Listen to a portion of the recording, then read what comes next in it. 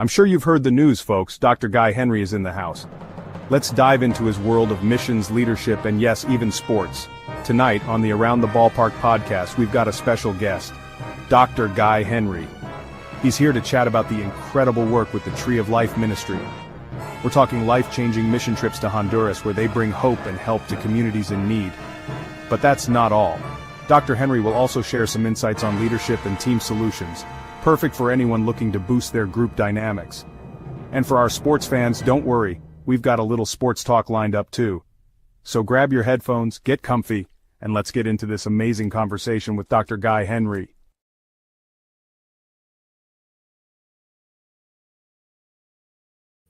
Hello, everybody, and welcome to the Around the Ballpark podcast.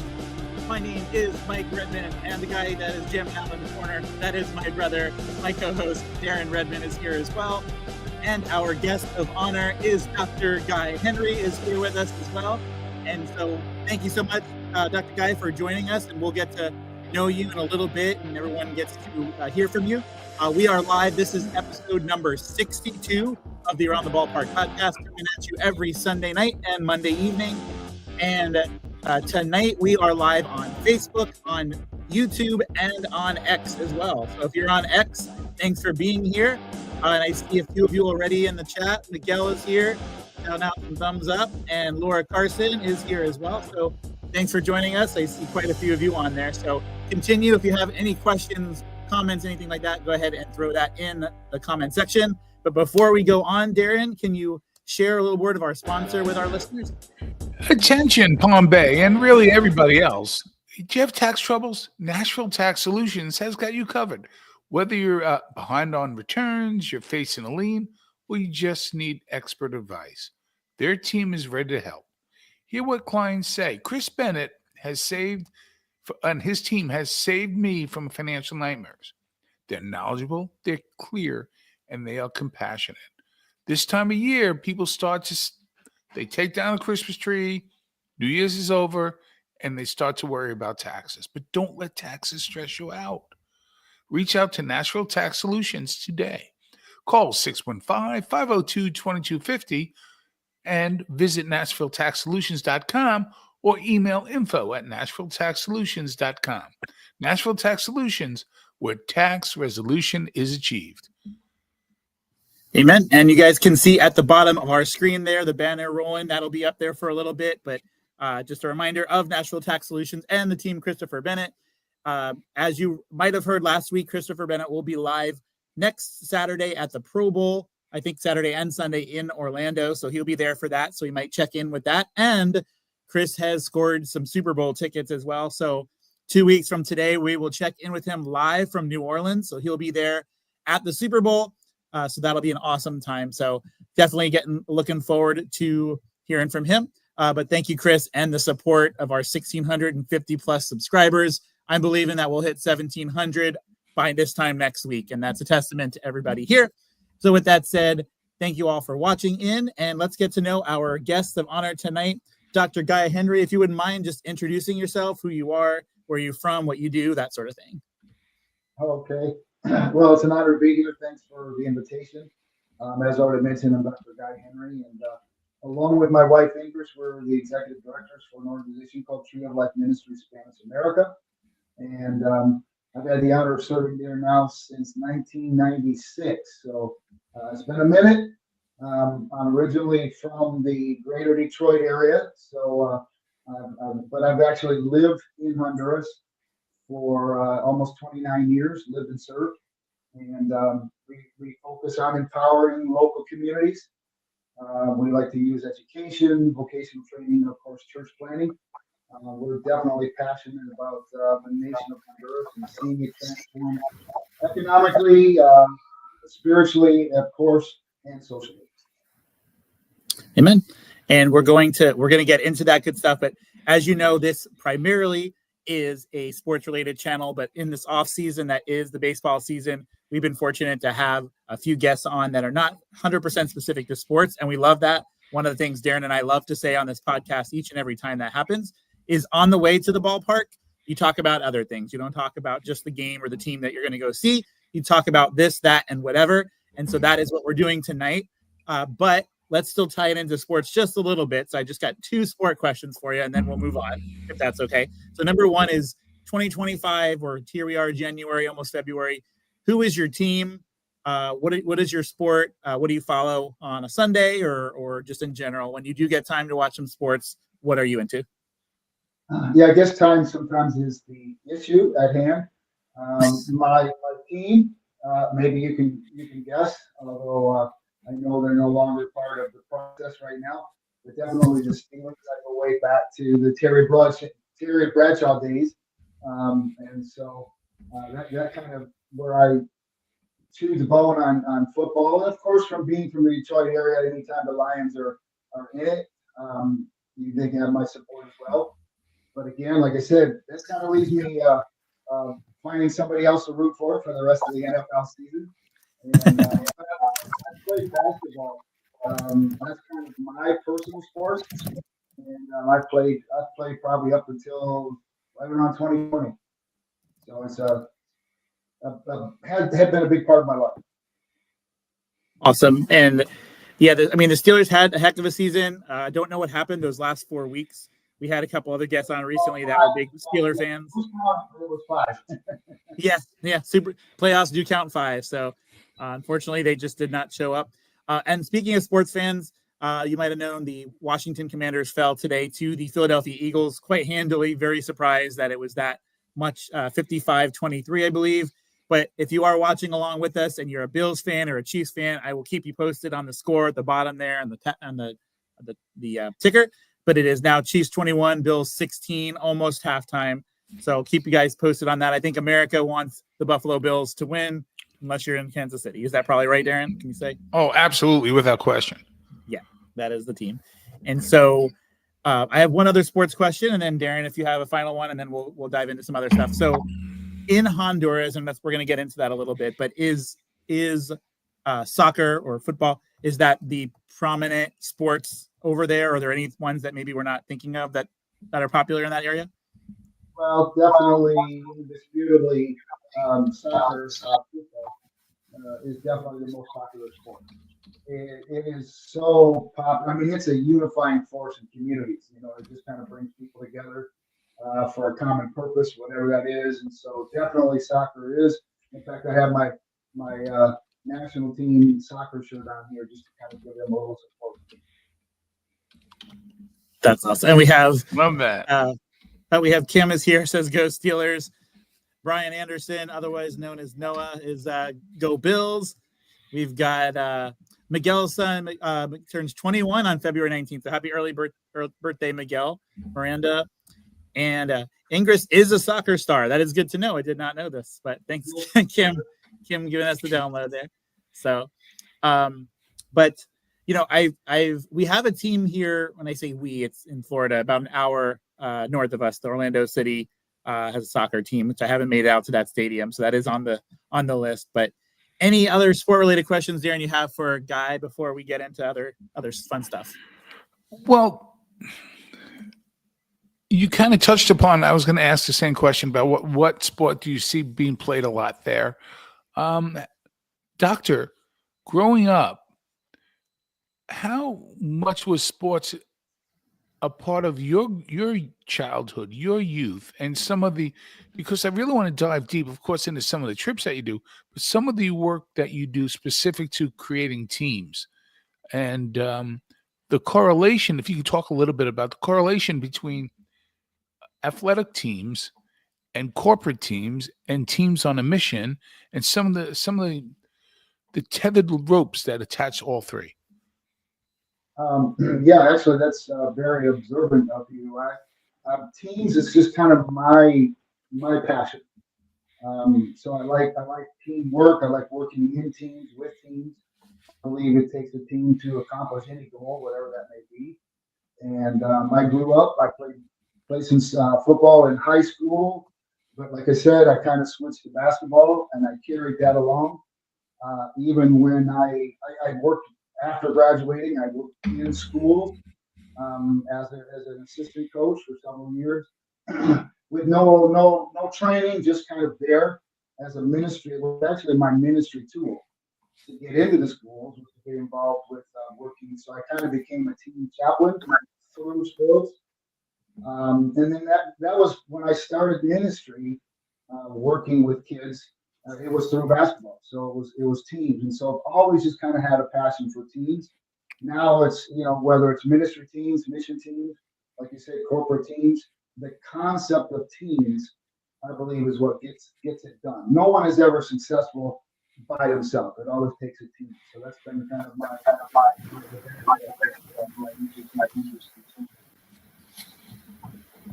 Awesome. And so just a few of you, more of you just jumped on. So I just want to say thank you for being here. And we are, you see the ticker there at the bottom. We actually did hit that 1,650 mark. So again, we are shooting for 1,700 this week. So tell your friends, tell your family, tell your mailman. Wake the neighbors. Yes, wake the neighbors. Yes, after the podcast, please do that. So, so much other stuff that we got to get into, but we had to start with sports because that is the thing. And after today, there's only going to be 2 teams left. We know the Eagles will be there in the Super Bowl in 2 weeks, so we'll find out today if it's going to be Buffalo or Kansas City. So, I want to ask you. Let's dive into Tree of Life Ministries, how that came about, how that was birthed, and then how you became part of that vision with Tree of Life Ministries. And just for those that may not be familiar, a lot of you that are in the chat I see here probably are familiar, but there are some that are not. So if you wouldn't mind sharing that with us. Well, a little bit of a backdrop is as I was shifting from corporate to ministry, got involved in missions. And in that, Honduras became part of that. So that was where the Honduras got kind of born in my heart. And then I went to Honduras in January of 1996 to serve for 1 year. That was going to be my thing. I'm going to serve for a year. Well, unless it's still 1996, I guess I lasted a little bit longer than 1 year. But the kind of the heartbeat of Tree of Life Ministries is find a need, meet the need, change the nation. That's kind of our motto. And the ministry was kind of birthed out of a deep desire to see lasting change, in Honduras. Honduras is the second poorest nation in the Western Hemisphere. It's very, there's lots of corruption and all that kind of stuff that we hear about, but there never seemed to be any sustaining work that was being done, and that was just kind of our heart. And then out of that, we started working. We had a boarding school for 30 years. We graduated over 10,000 students from that school. We had junior high, high school, as well as tech schools. We planted during my tenure there, I guess, 100 churches, a little over 100 churches now, and we've continued to work with that. We believe in, I guess, if I'm still answering your question, kind of a holistic approach to, how can we meet physical needs? Because that's what people really think of first. Food, clothing, medicine, things like that. But not only that, the emotional and spiritual needs, connecting those two, help with family skills and life skills and Bible training and leadership, things that, we can do church, but what are we doing to help have a successful life? And that became part of the reason we incorporated education along with vocational training. But then the practical needs, getting them opportunity to learn skills to be able to be successful and have access to resources so they could be successful in Honduras. And so doing that, we would find a need, meet the need, change the nation. We began to find communities where there were no churches. Believe it or not, remote areas in the mountains and the jungles. So that kind of started. It wasn't like we started to build churches. It just became part of the tools. And now those churches are becoming centers that we can extend those to the people in the community. We've got active Bible schools now. We're working on other education where we can take education to them and converting our churches into community centers where people can come and get training on specific business skills, vocational training, things like that. I want to ask you, you're having this wonderful deep impact with the schools and kind of not just a narrow focus, which is not a negative thing to say about a narrow focus, is you and I love, it's not just the church, it's the life. It was once we leave those doors, what's going on and improving people's lives. Mhm. How hard is that? If you can speak to that, because it's not easy to one, gain the trust of the people, the government, all of the red tape. Talk a little bit about that, because that in itself is a tough job. Well, I have a statement. I say, well, red tape, the concept of red tape was invented in Honduras. So Right. Gotcha. we've become proficient, I guess, in playing the red tape. But something you said as well that connects it is, how do we connect? That's the first project. Hmm. You know, we can't just have the end in mind. We have to, backtrack. So how do we connect with people? Again, meeting physical needs. No strings attached. You don't have to go to church. You don't have to, have a specific religion or doctrine or anything to receive the benefits. We just want to connect with you. So rather than trying to bring people to us, we go to people. We learn what that community is like, the needs of that community. We connect with the people there. We find out who a local leader is and work through that leader. Many times, maybe they're not believers, but in time they become believers. And many of the churches we planted, the pastors were those community leaders, and now they're the pastors, so they're even better community leaders. So you have such a big impact, and you have all this happening, and we know coming up, it's not too soon, right? You blink your eye, it's going to be July for you, for your, your next mission trip. Talk a little bit about the mission trip. Talk a little bit about how you formulate it, how people are selected. Just kind of like tell us how the sausage is made. Well, we have trips. We put together and/or invite trips and volunteers around everywhere. The July one specifically is sponsored by the House Church and people from the greater Palm Bay area. So from February through September, we'll have different teams, 3 to 5 to 6, depending on churches and organizations that want to come. And so the concept is, I guess, if you will, is what can we do to help that team through each individual experience have a cultural experience where it doesn't matter what their gifts are, what their talents are, what their abilities are. Let's put it to practice in serving and helping people. And so working together with our staff and volunteers that we have locally, we take the mission team, we create this joint team, and we have this experience for a week. And our actual goal is we want the mission team, we want to serve the mission team. We're not exactly inviting people in to serve us. So our mindset is a little bit different so that experience can be long lasting. Ultimately, we want to help the local church here. Mm-hmm. If we can send individuals and people back to their local churches all fired up about reaching out and helping and serving, then we've done that pastor and that church's service as well. Yep. And so Darren mentioned, that specific one with the house church where there is within this July. So I know that there are some folks that have gone, they've done their year, others that have gone a couple years now in a row. So I know my wife included is wanting to come this July as well. So those that are not familiar, specifically with the house church per se, how would they go about, okay, it's January now. I want this to happen in July. I don't want to put this off another year. What do they need to do to kind of start saving for that, preparing for that, and what they could expect come, I believe it's towards the end of July? Yes, towards the end of July. Yeah, reach out to us, myself, and those from the house church who know Kim, who will also be coordinating the logistics of that trip. And definitely, in fact, we were discussing today, we need to start, promoting and getting people to start setting their monies aside, right? And answering questions. And a lot of times I think some of the questions are, what are we going to do? What can I do? And so we have building projects, we have medical projects, we have leadership training, just general service, providing help to the people, just giving everyone that opportunity to have some hands while we're there. And it's a life-changing experience for everyone involved. So I encourage you, if you're even considering it, that's a yes. If I can say that. It's that life impacting to just take that time, that investment. And I call it investment. We know there is expensive, but it is investment. Your ROI on that project would be almost eternal. It's life changing and life lasting.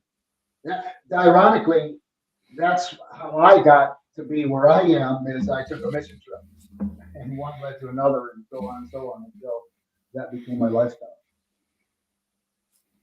Yes, and I know, and it's typically, what's the length of, if you are someone interested, it's typically like is it like a 7 to 9 day trip, or is it kind of fluctuate each year, or? The only reason it fluctuates is airline ticket prices.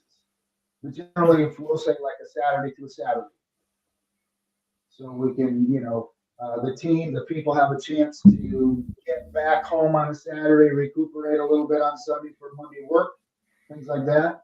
And so we want to affect work schedules as little as possible.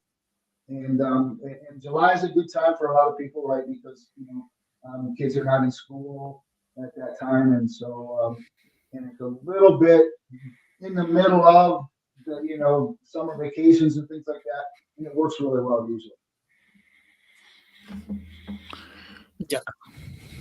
Oh, Darren, you had something. Well, so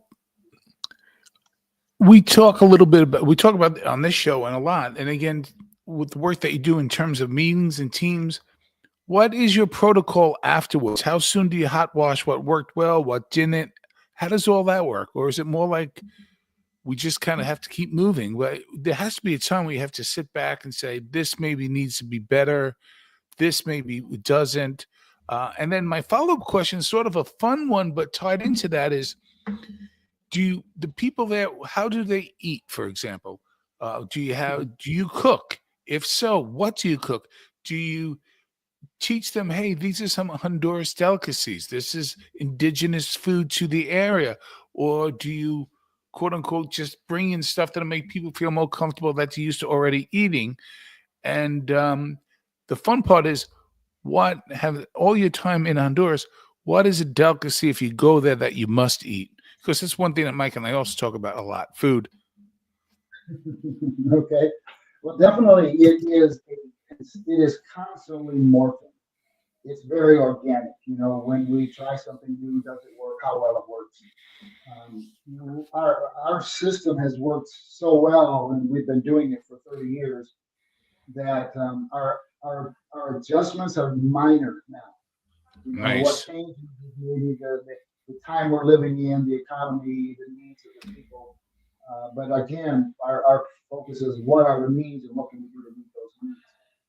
And so when someone signs up, okay, I'm going, we have at least 3 team meetings, whether in person or by Zoom, and kind of a pre-orientation. So we find out more what Honduras is like, what you can expect, the schedule.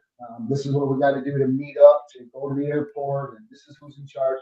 Get a lot of those questions and logistics out of the way, so that when they land in Honduras, they kind of feel like they know what's happening. Because people always, they want to know what's next.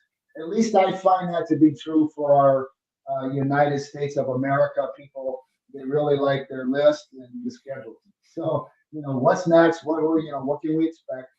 And then as far as food goes, we want it to be an admissions experience with protective boundaries, if I can say it that way. In other words, we're not gonna take a team or places where we go. However, we want to stretch that team. So whatever the dynamics of that team is, sometimes they're pretty outgoing, they're pretty adventurous, and so we'll challenge them just a little bit more. Others are like, I don't know, I have trouble sleeping on my, whatever kind of bed, but there are going to be some challenges. Okay, because the bunk bed might not be quite as comfortable as your home, but we definitely prepare. What we do is we prepare Honduran menus with the American stomach in mind, if I could say it that way. Yes.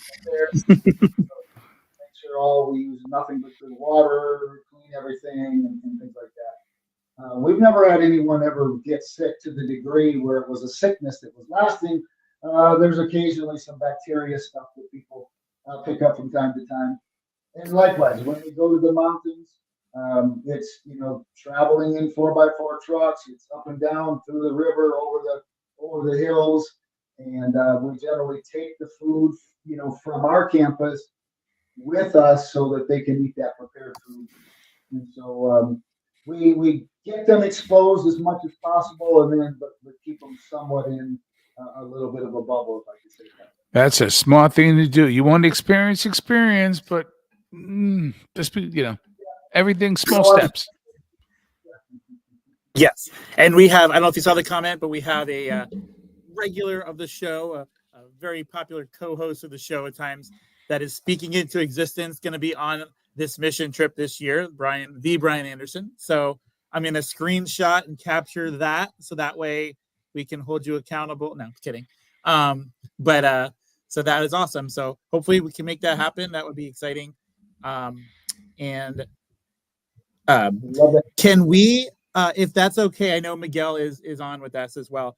And Miguel, we see Heather's comment. I love Miguel's story about going with you guys. So because Miguel is here, do you mind just sharing a quick testimony of your experience with Miguel there? I believe it was 2 years ago, correct? Or 2.5 years ago, I guess it would say. But if you wouldn't mind sharing that just while he's here. I think, it's going to be, it was his experience, I think, most of all, right? But having come to grips with his father being in ministry, and of course he speaks in Spanish, so that was beneficial. We challenged him to speak in public in Spanish, and so he was stressed a little bit to share his testimony. He did a fantastic job. He was a lot of fun, just because I know he's here, so I hope he doesn't beat me up afterward. But it's kind of like a kid in the candy store, right? Everything was a new experience, and he enjoyed it to the fullest. I think he was a conduit to that team as well, and of course he worked like a mule. I mean, big and strong and carrying big rocks, and so he was a lot of fun. Mm-hmm. That's awesome. And if someone, so let's say that someone, one more thing on this before we go to the next area. So if someone was not able to make the missions trip this year, but still wanted to invest in that, maybe they wanted to sponsor somebody that's going to go that regard. So tell us, if you wouldn't mind, where can someone go? I know outside of just reaching out to yourself or Kim, is there a place that they can go to do something like that? Or maybe not sponsor a person, but maybe give regularly. I know they can on a Sunday, they can designate that on the offering envelope or whatnot, but is there another way or location they can go to do something like that? Yes. The link to our donation page is on our website at tolm.org. And you can click on the donate part there, and there'll be a part for missions. So that's TOLM, an acronym for Tree of Life Ministries.org. Okay. Got it. Okay. So thank you for doing that. So now I'm going to show. Oh, go ahead. Where you can say you can mark on sponsoring someone. Okay. Let me just put my note here for that so I can see that. Okay. So, it says Kim puts Miguel was a beast. Amazing testimony. Love you, man. And yes, spots open. Yes. So heard it there first. So. We have a few other of you guys joining us. A few people just jumped on X as well. So thank you guys for being here. So I'm going to go ahead and show this on the screen here. I'm just pulling that up. And let me get here.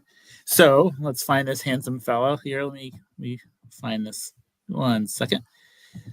So this is Dr. Guy Henry. So next topic we want to talk about is empowering transformation and leadership excellence.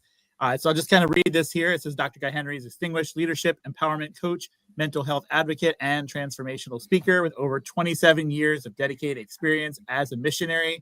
He is the driving force behind a pioneering coaching program that integrates leadership development, mental health strategies, and human behavior insights to empower individuals and organizations to achieve their fullest potential. Dr. Henry is renowned for his ability to break through the barriers of stagnation, helping people rediscover their purpose, ignite their passion, and navigate towards meaningful change. So, can you break that down a little bit for us? And then I'd like to dive into that a little bit. But if you wouldn't mind just kind of breaking that down, that part of what you do down just a little bit for the listeners and watchers. Well, as we talked earlier, I'm definitely passionate about teams. And part of that passion is leadership and team development. And I realized that I was doing this for all those years in Honduras. And now that we're living here in Florida and traveling every couple of months. In fact, I'm leaving to Honduras again myself. We just created this team, this business, if you will, leadership and team solutions. It's a coaching program, but primarily to help organizations, churches, nonprofits, and families kind of create stronger, more effective teams, right? My focus is basically self-awareness, communication, and conflict resolution, which I think we find in almost every team. The need for better self-awareness and communication issues. What is my communication style? How can we resolve this conflict? In fact, I like to use the term creating positive conflict.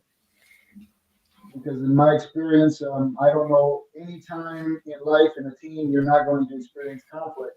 How can we turn that into something positive for growth? And so, and the beauty of it is all the proceeds for that goes to Tree of Life Ministries and help our mission in Honduras. So, not sure how much you want to know about that, but it's amazing kingdom principles. Not only improve teams, but they strengthen each individual as well. So we build up the person, we end up building up the team. So one thing I wanted to mention, so tonight I get out of our evening service that we were chatting about, and so I'm in the Welcome Center, and in the Welcome Center after service tonight, they had some ice cream sandwiches and some cookies because some people were on the 21-day Daniel fast. So this is their first time they got to indulge outside of what's on the Daniel fast. And kind of in there talking with people, I heard three separate, and I won't share names or anything like that, but I heard three separate conversations just in the Welcome Center of people sharing what their DISC personality profiles were to each other, just organically after service. So if you could, obviously, there's the full deep dive into that, which is well worth anybody's cost, time, money, investment.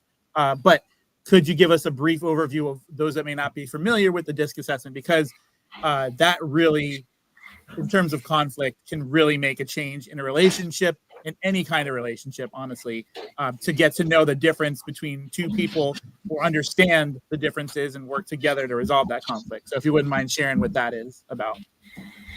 Yeah, well, the DISC assessment is a model of human behavior and understanding personality. It basically stands for direct influence, supportive, or conscientious. And most human behavior kind of is a combination of these four. Some have more of some, and some have more of another. But this personality assessment is a tool that helps us understand our natural tendencies, our natural giftings, and then how we relate to others. So really, in the whole coaching program, I guess if you want to call it that, self-awareness is that first step, and this was the tool that we use. By using this tool, it's a quick questionnaire. It's not a test, so we don't think of it as like there's right or wrong answers. Like, I want to be more like this. It's just being brutally honest with who we are and understanding that. And then the other part of that is not only will I see who I am, but I can see how I adjust who I am in my environment. And sometimes, we tend to adjust our personality to our environment. But when we see that, the information becomes invaluable because it begins to cultivate better communication. Now I know your communication style. I can speak your communication style. I can listen better because my listening skills are now, I'm not hearing from my perspective, I'm hearing from yours, which obviously then improves communication, reduces conflict, and then enhances whatever productivity, whether it's ministry, business, or family, because now we're not in that tension and conflict all the time. Thank you for sharing that. And Eileen just posted, "This girl is super D. Pray for Mike." So let me give you two scenarios, and then Darren, if you have a question after the scenarios based on it. So let's just say, just briefly diving into just a little bit. So if you have a relationship where you have a person who may be more dominating, more needing that control, wants to be in control of the situation, and then you have someone who is more wants to evaluate everything first before making a decision, whereas maybe someone who's a D wants to make that decision right away. So if you don't understand each other's what they are, then it could really cause some conflict there. Or you may have you have two people in a relationship, whether it's in a couple or just coworkers or whatever, that are both a D. So if you wouldn't mind just sharing, this is like a tease. We're not going to give away all the good stuff. You got to reach out for that. But you have two people that are both that way, two Ds. What is something that could happen when you have two Ds, whether it's in a working relationship, office and relationship, at home? What could that be like? Well, again, understanding is what we're after, right? So we learn how to not judge one another, because again, without this knowledge or without understanding our different personality styles, we hear based on our personality style, and they're hearing based on their personality style. In this scenario, if we have two dominant or very direct persons working together, well, they have the same needs. Basic needs is choices, challenges, and control. They have to have opportunity to make choice. They have to have something that's challenging because they want to go tackle the next thing. Then it's understanding, okay, if this is both of us, what is my area? What is your area? So we can run in our lanes. How do we create the team dynamic between us so that we each achieve those basic needs that we have without dominating one over the other? Okay. In a short version of that. One thing I think about, and I just love leaning into everything that you're discussing because I'm a big believer in everything there. Yes, I see you chewing, Darren. As he's speaking, I see you chewing on your thoughts. Yeah, most people are not self-aware. They're not even aware of the fact that they're not self-aware, and that's just variety of reasons for that. Could be an appeaser. Could be that's the way that they got through as a middle child. Arguments in the house, whatever the case may be. And everything is really predicated, and this is opinion, people, just philosophy opinion, on John Nash's game theory, right? That we have to agree on the game. So even if you have two big Ds, for example, and they both want to win, one might have to, I'm going to let this person think they're in control, or I'm going to step back and allow this person to make the first move. And it's not manipulation as much as they can both be Ds and still get along. Or still, even if they don't get along, they have to agree upon what the rules are mentally for it to work. And the real problem with leadership, and problem with air quotes, is, you're Dr. Guy Henry, and you're running this very big, organization. I'm just going to use you as an example that helps so many people. You are it doesn't work out. Hello, people. Life is not an after-school special. We have one person who's a D and one's this. Well, people might be a D this or an H this or double Ds or whatever the case may be. No pun intended there, by the way. But you have to work with it all.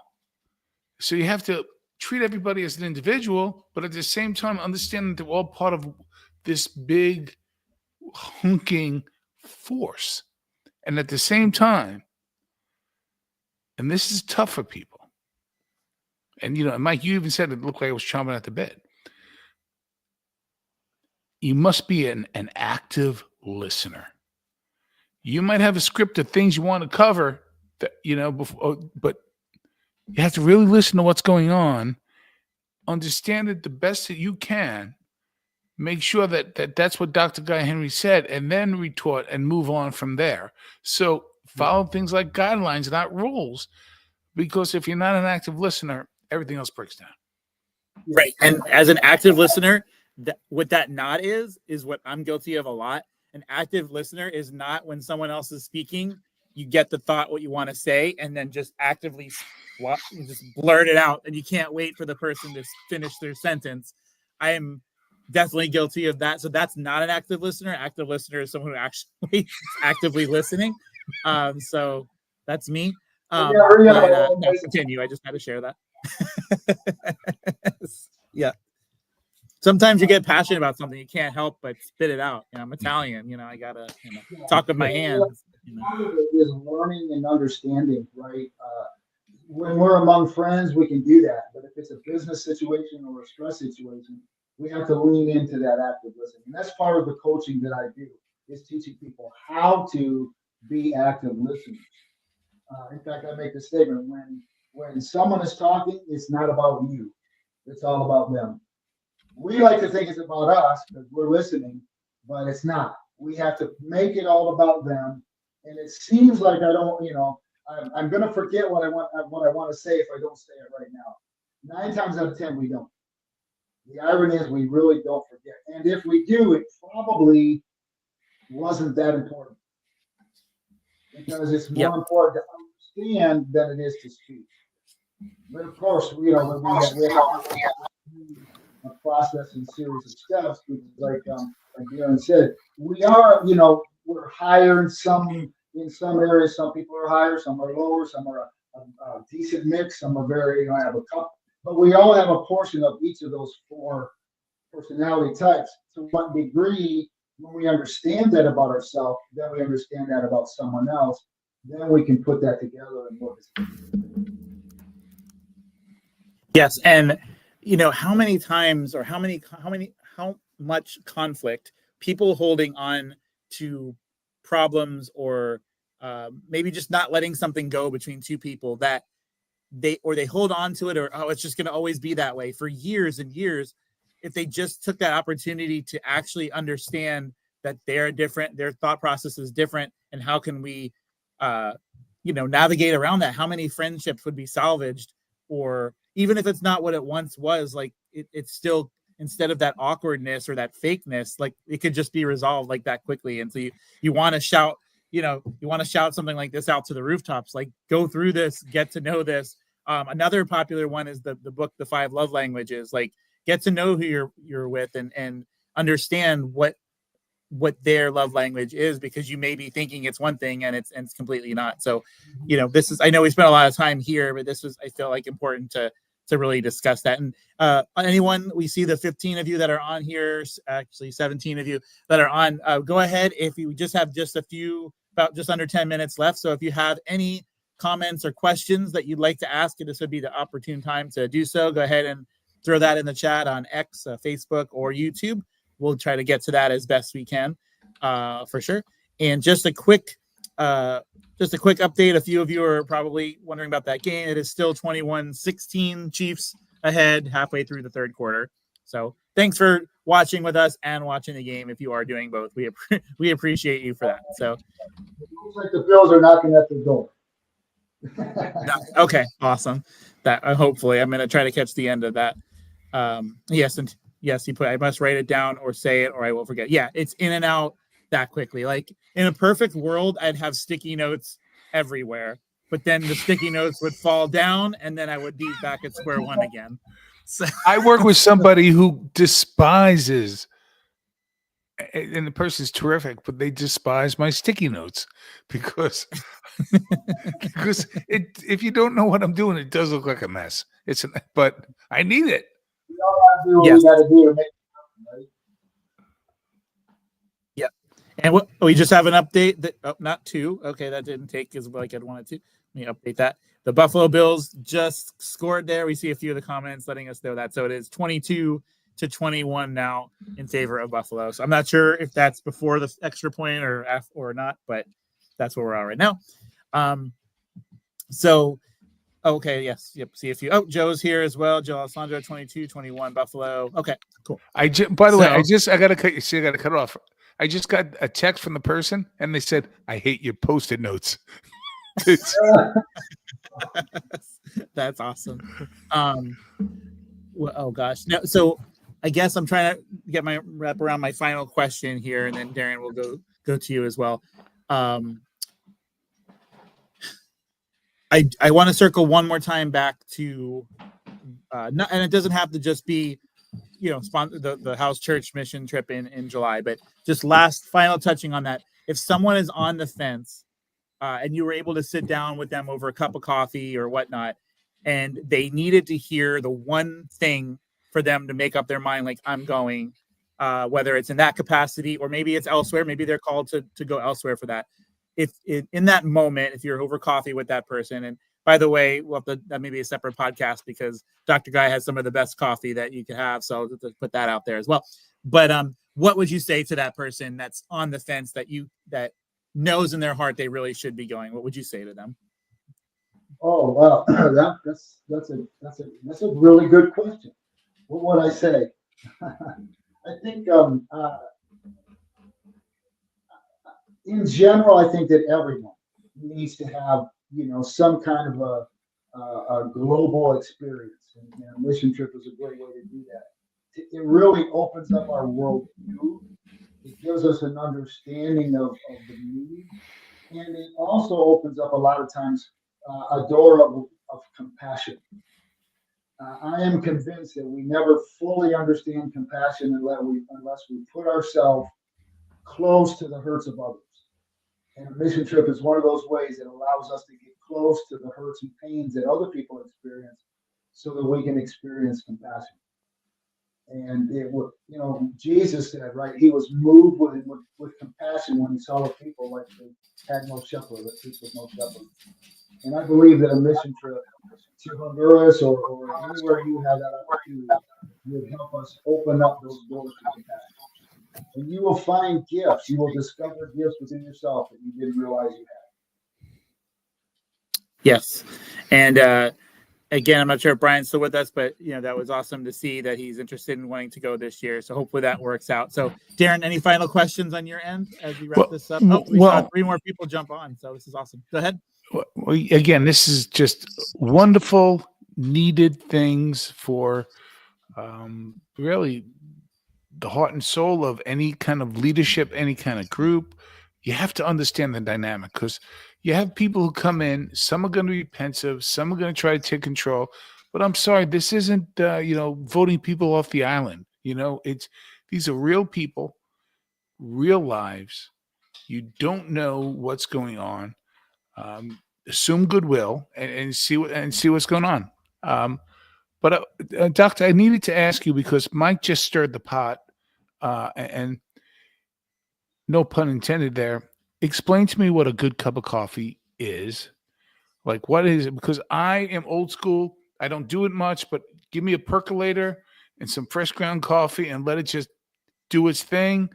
Tell me what makes a good cup of coffee. A good cup of coffee is when it can be strong and not have a bitter aftertaste. Very nice. That would be my shortest answer. We like it in terms of strength. People like something really strong, but strong is not synonymous with bitter. Right. True. But it does not have to leave a bitter aftertaste. If your coffee is leaving you with a bitter aftertaste, it's because you are not drinking good coffee. Yeah, I have a friend of mine who used to run restaurants, and they would tell me about just that it smells strong doesn't mean that it is strong. And sometimes the darker the roast, it's not nearly as strong as the lighter roast.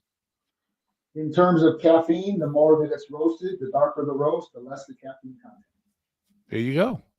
There you go. And speaking of bitter coffee, you don't want your questionable gas station coffee. You don't want, believe it or not, the Royal Caribbean Cruise Line is where it's at, but the only negative in the con column, and I mentioned this on our podcast with Bill and Regina, is the cruise ship coffee, is that bitterness where you question why you poured in the first place. So, but I was actually in the Welcome Center tonight, and the coffee was right on my right hand side, and I was tempted because all we have left at home is espresso, and I'm like, I think it's time I get some good coffee here. So, we'll see about that.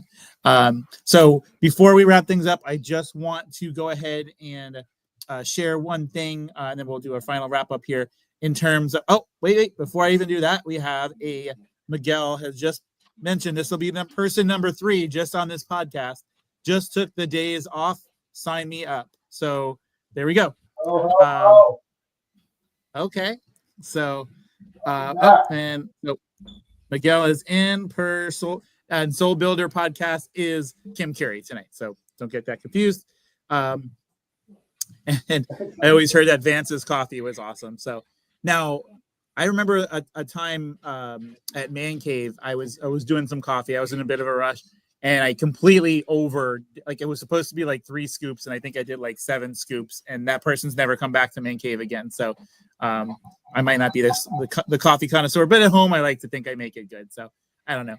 But what I just wanted to share, I'm going to go ahead and throw this on the screen. So a week from tonight, our next guest that we're going to have on kind of during our sports off season, so to speak. Her name is Zoraida Brown, and she is from Z88.3 and Hot 95.9. She's executive producer over there, and she's going to jump on with us. She was a big partner with us for the Family Christmas Extravaganza. I actually got to see her this past weekend at Rock the Universe in Orlando, Universal Studios. So I'm super excited. A week from tonight, we're going to have her on and kind of hear about that whole process of not only being a producer of one station, but an on-air personality of the other station with weekend events and different spots, and just what Z88.3 and Hot 95.9 bring to the table and how they impact the community. So super excited, looking forward to that. So with that said, I just want to thank you, Dr. Guy, for being on with us here tonight. And all the espresso is good coffee. All the conversation, all of you guys that are locked in with us, we really, really appreciate it. Any final words, Darren, as we close this thing down? As Charles Schulz once said in his comic strip Peanuts, when Linus was talking to Lucy about hot chocolate, but for me, it pertains to coffee.